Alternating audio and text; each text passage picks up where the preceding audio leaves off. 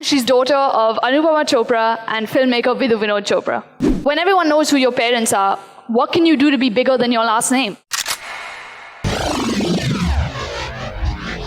We welcome Zuni Chopra. She's a young author, she's just 17, and her latest book has just come out, and she's daughter of Anupama Chopra and filmmaker Vidhu Vinod Chopra.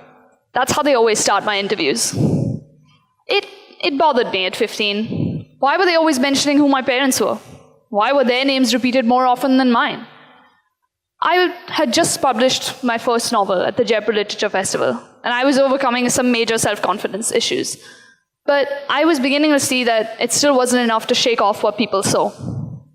Snobbish, privileged, entitled, probably loves chick lit, doesn't really read those authors she was talking about, just wants to sound clever. And I did realize then that maybe there was some truth to what they said, or maybe there wasn't. I'd never really thought about it very hard. And the recurring phrase was, only got where she is because her parents got there first. Now, the privileged bit is kind of a hard one to escape. When everyone knows who your parents are, what can you do to be bigger than your last name? What mountain can you conquer to match the Everest of those who came before you? How do you deal with the pressure of living up to that? How do you deal with no one thinking that anything you did was actually because of you? And when everything's already done, every fight already won, no real need to do anything but sort of contently lays on, well then, where does this passion even come from? It so often phases me. We'll be at the dinner table and my dad will just casually show us the rough trailer for a new length feature film, or my mom will just mention that she's now considered an influencer by some major company. I don't even know what that means. And, sometimes I'm about to reply with a story of my own. Maybe I did well on a test, or I answered a tricky question right in math about vectors or something, and I just kind of think better of it in the moment.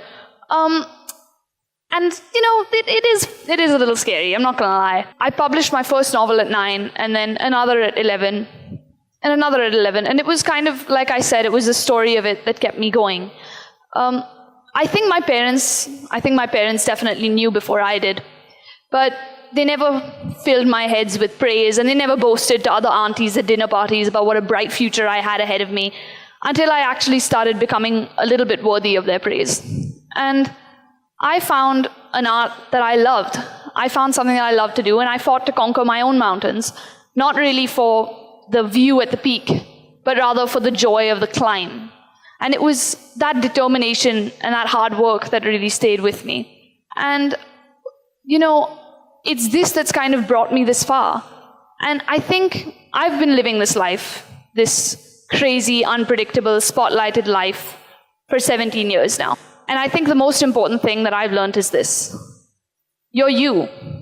It doesn't really matter who your parents are, where you've come from, or who tried to define you, or really anything. And finally, in the end, I know that everyone thinks that, this one is this one's kid, and that one is that one's kid. But in the end, that's only going to get you so far. Privilege and a name can really only get you so far.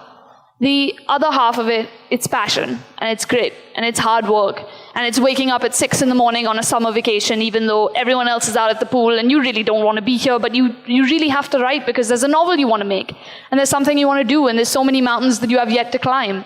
And it's that really takes you far in the end. Maybe someday if I work hard enough, they'll be Zuni's parents, and I'll have stolen the show. Thank you.